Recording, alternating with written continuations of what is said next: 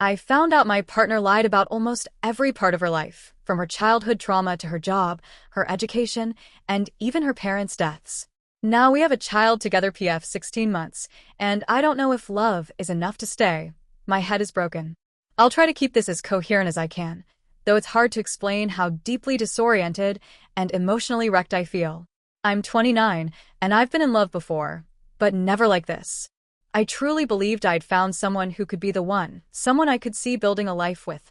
But now, I'm left questioning everything because the person I thought I loved, well, I don't even know who she really is. When I first met her, she was funny, engaging, and incredibly charismatic. She had this effortless confidence, and I was drawn in right away. She asked all the right questions, knew how to hold a conversation, and we seemed to click instantly. I'm a dentist, and I take my work pretty seriously. It's not just a job to me. It's something I've worked my whole life for. She listened when I talked about it. She asked about my studies, and then she said she'd just been accepted to study dentistry herself. It felt like fate. I remember thinking, wow, someone who actually gets it. But that was the first lie, and I didn't even find out until months later. She never applied, never had an interest in dentistry. It was just something she said because she knew I was passionate about it. At first, I tried to rationalize it. Maybe she felt insecure? Maybe she was trying to impress me? But once I pulled at that thread, the whole damn sweater unraveled. She told me she drove a company car and that she just didn't need a personal vehicle because her job was close enough to walk. I offered to help her get a car at one point, and she laughed it off. Turns out, she can't drive. Not at all. Never passed her test. Never even took one, as far as I know. Then there was her job. She said she was a financial analyst, talked about the long hours, the pressure, the responsibility. When she moved in with me, she said she needed a break and took something part-time, just to breathe a little. It was only recently I found out she's always been a customer advisor. Again, I wouldn't have cared. I really, genuinely don't care about status. But it's not about the job. It's about the constant rewriting of her story. Her grades? She claimed she got all A*S in her A-levels. Said she was even in the local paper for it, one of the top students in the county. But that's not true either. Her grades were perfectly average, nothing to be ashamed of course, but again, why lie? Why build this fantasy version of yourself for me? Then came the worst lie, the one that actually broke something in me. She told me her parents died in a car accident when she was 11. She cried when she told me.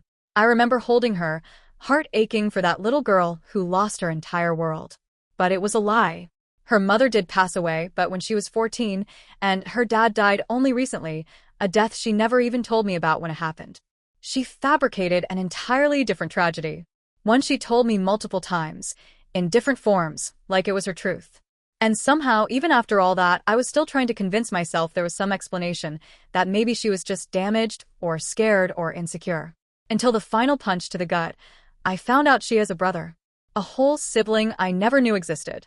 After over a year together, after dozens of deep conversations about family, life, grief, not once did she mention him. I feel like I've been living in a simulation. Like I built a life with someone who doesn't exist. The woman I loved, she was kind and brilliant and a little chaotic in the best way, but now I don't know what parts of her were real and what parts were a performance. I know some people will say I should just walk away, no questions asked. And maybe they're right. But part of me is still stuck in the why loop. Why did she feel the need to lie about every single piece of her identity? Was she ashamed of who she really is? Or was she trying to build the perfect partner she thought I wanted? What makes all of this harder is how long it went on. Years. Years of lies. Not just the big ones, but a never-ending stream of small, unnecessary falsehoods that now make me question every conversation we ever had. And when I think back, I realize that every time something didn't add up, every time I raised an eyebrow or gently questioned her about an inconsistency, she didn't just dodge the question. She would gaslight me. She'd act offended, hurt, sometimes even cry, accuse me of not trusting her, of being paranoid, of trying to sabotage our relationship. And the worst part? I believed her. Every time. She was so convincing. She had a lie ready for every question, and if she didn't, she'd make up a new story on the spot, always with just enough emotion to make me feel guilty for even doubting her in the first place. Now, in hindsight, I feel like a complete idiot. I feel stupid for not figuring it out sooner. But love makes you blind in the most dangerous ways. I wasn't with someone who slipped up once or twice. I was with someone who built a whole fictional universe around herself and then brought me into it. I feel like I spent years having deep, emotional conversations with a person who never truly existed. Like I fell in love with a character in a book, someone she played every day. And the person behind it all? I still don't really know who she is. One of the things that bothers me the most is how guarded she was about her hometown. She lived a couple of hours away, and whenever I suggested going to visit, she'd insist she was working closer to my area that weekend, always giving me reasons not to come. At first, I respected her space. But after a while, it just didn't sit right. She gave excuse after excuse, always wrapping it up in emotional reasoning like, I just can't be in that town anymore after everything that happened with my parents. She made it sound so traumatic that I'd feel guilty even asking again. It literally took years until I finally visited her hometown, and that was only because I decided to just turn up one day.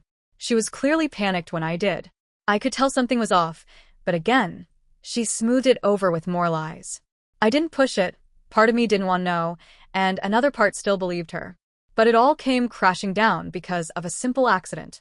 I was up in the loft one day, looking for some of my old stuff, when I found a box tucked away in the corner.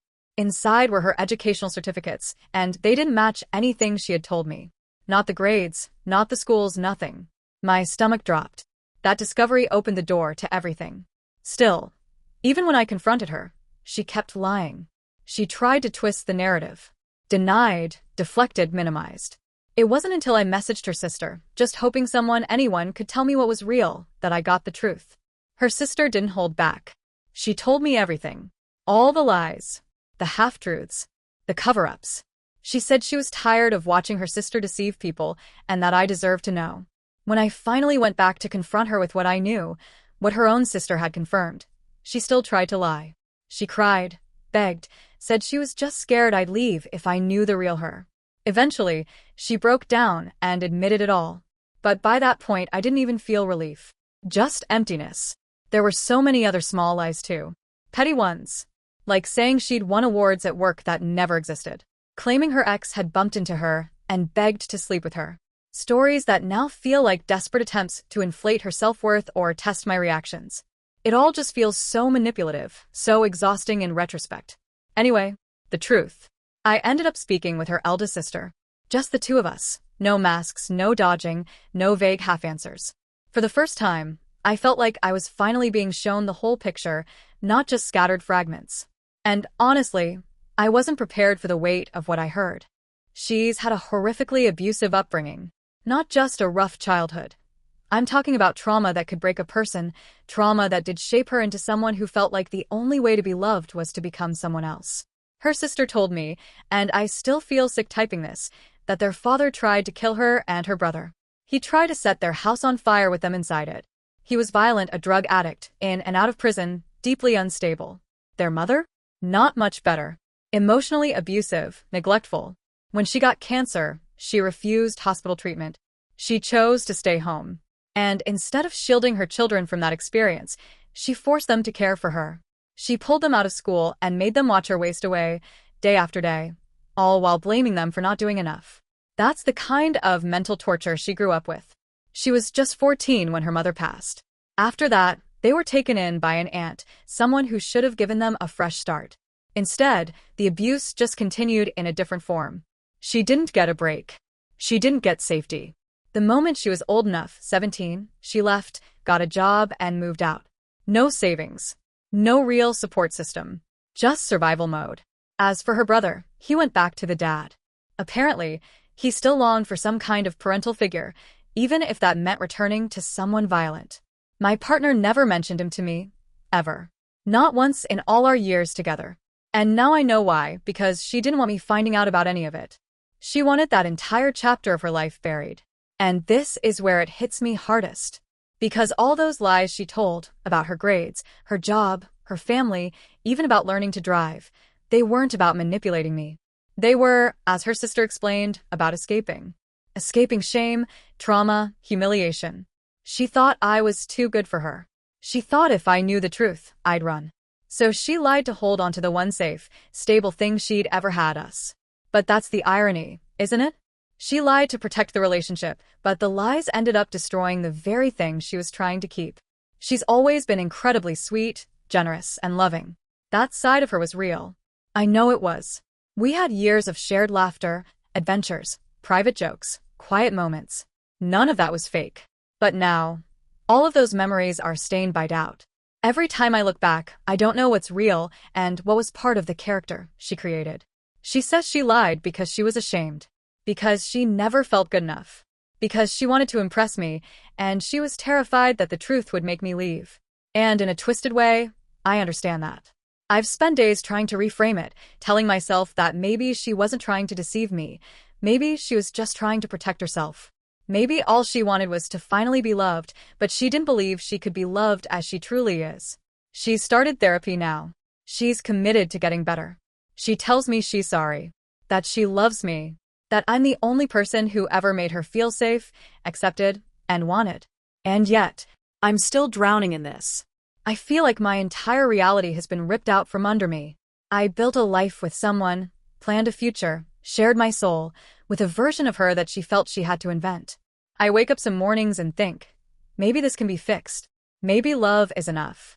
Maybe therapy will help her heal, and I'll get to see her real self, and we'll grow stronger from this. But then other days I feel like a fool. Like I was emotionally catfished by the person I loved most in the world. The trust is gone. That's the brutal truth.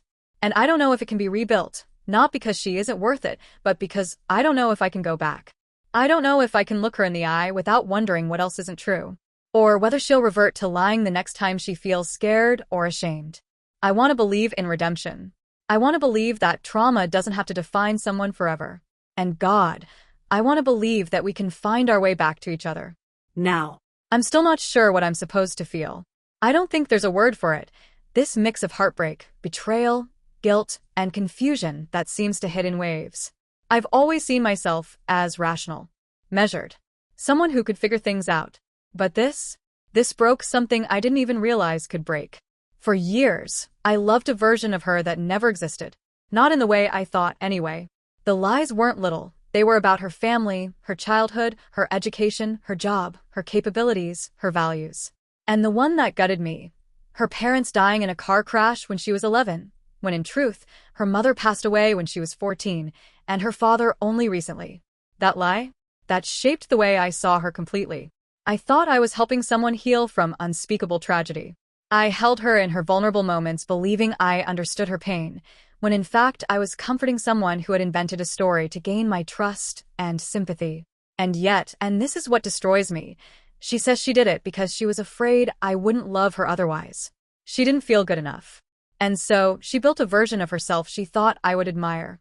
It wasn't malicious, she says. It was survival. Trauma. A lifelong defense mechanism. I finally spoke to her sister, who confirmed the real story, and it's horrific. The kind of abusive childhood you read about, and wish wasn't true.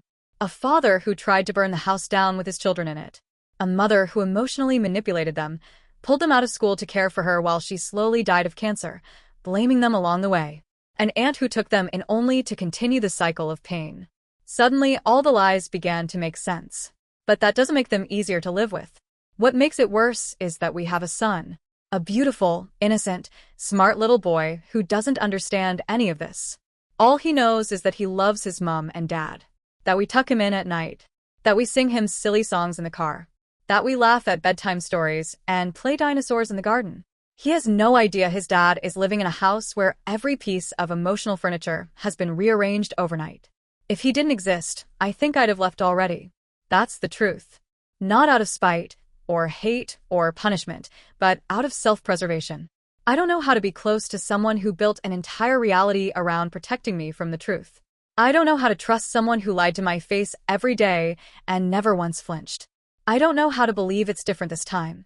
That therapy will help her change, that this new version of her is the real her, and that it's safe to let my guard down again.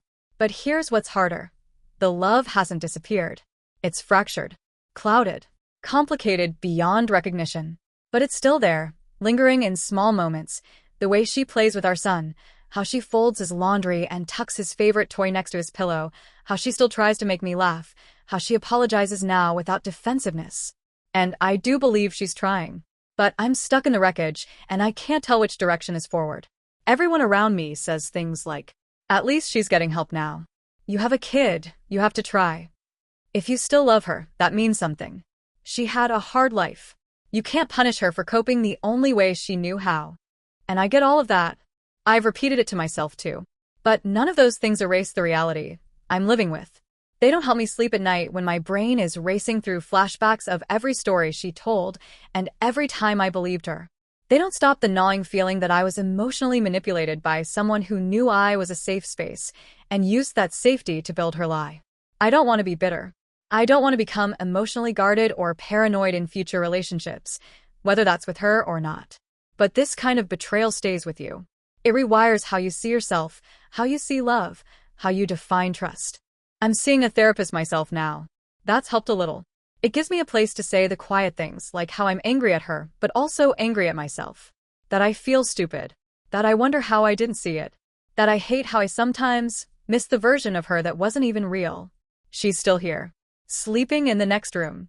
Sometimes I hear her crying quietly, probably because she thinks I've stopped loving her. Maybe she's right. Maybe she's wrong. I don't even know anymore. What I do know is, this isn't the life I thought I had. And every day I'm trying to decide if it's a life I can still live in, or if it's time to let go and build something honest from the ground up, even if that means breaking apart what's left. If you've listened this far, thank you. I don't know what I'm looking for. Advice, clarity, someone to tell me I'm not losing my mind. But I needed to say it. I needed it out of my chest. Because carrying it alone?